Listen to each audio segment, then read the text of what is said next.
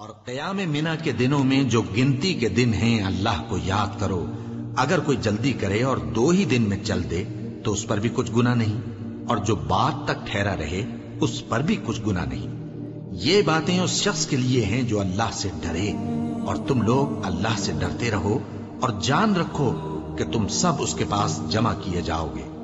اور کوئی شخص تو ایسا ہے جس کی گفتگو دنیا کی زندگی میں تم کو دلکش معلوم ہوتی ہے، اور وہ اپنے معافی ضمیر پر یعنی اس بات پر جو اس کے دل میں ہے اللہ کو گواہ بناتا ہے، حالانکہ وہ سخت جھگڑالو ہے. اور جب پیٹ پھیر کر چلا جاتا ہے تو زمین میں دوڑتا پھرتا ہے تاکہ اس میں فتنہ انگیزی کرے اور کھیتی کو برباد اور انسانوں اور حیوانوں کی نسل کو نابود کر دے. اور اللہ فتنہ انگیزی کو پسند نہیں کرتا.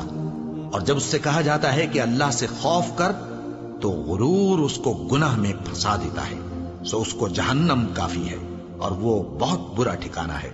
اور کوئی شخص ایسا ہے کہ اللہ کی خوشنودی حاصل کرنے کے لیے اپنی جان بیچ ڈالتا ہے، اور اللہ بندوں پر بہت مہربان ہے. مومنو، اسلام میں پورے داخل ہو جاؤ اور شیطان کے پیچھے نہ چلو، وہ تو تمہارا کھلا دشمن ہے. پھر اگر تم احکام روشن پہنچ جانے کے بعد لڑکھڑا جاؤ تو جان رکھو کہ اللہ غالب ہے، حکمت والا ہے. کیا یہ لوگ اسی بات کے منتظر ہیں کہ ان پر اللہ کا عذاب بادل کے سائبانوں میں نازل ہو اور فرشتے بھی اتر آئیں اور کام تمام کر دیا جائے؟ اور سب کاموں کا رجوع اللہ ہی کی طرف ہے. اے پیغمبر، بنی اسرائیل سے پوچھو کہ ہم نے ان کو کتنی کھلی نشانیاں دی.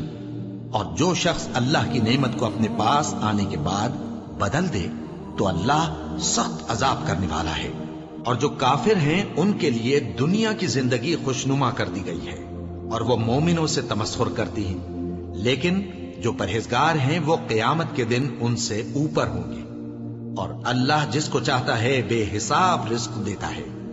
پہلے تو سب لوگوں کا ایک ہی مذہب تھا، لیکن وہ آپس میں اختلاف کرنے لگے تو اللہ نے ان کی طرف بشارت دینے والے اور ڈر سنانے والے پیغمبر بھیجے اور ان پر سچائی کے ساتھ کتابیں نازل کی تاکہ جن امور میں لوگ اختلاف کرتے تھے ان کا ان میں فیصلہ کر دے. اور اس میں اختلاف بھی انہی لوگوں نے کیا جن کو کتاب دی گئی تھی، باوجود کہ ان کے پاس کھلے ہوئے احکام آ چکے تھے. اور یہ اختلاف انہوں نے صرف آپس کی ضد سے کیا.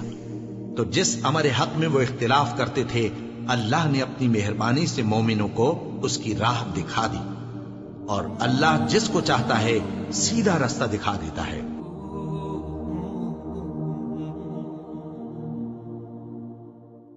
اور قیام منا کے دنوں میں جو گنتی کے دن ہیں اللہ کو یاد کرو.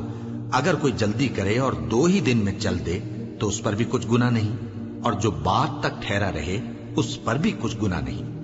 یہ باتیں اس شخص کے لیے ہیں جو اللہ سے ڈرے، اور تم لوگ اللہ سے ڈرتے رہو اور جان رکھو کہ تم سب اس کے پاس جمع کیے جاؤ گے.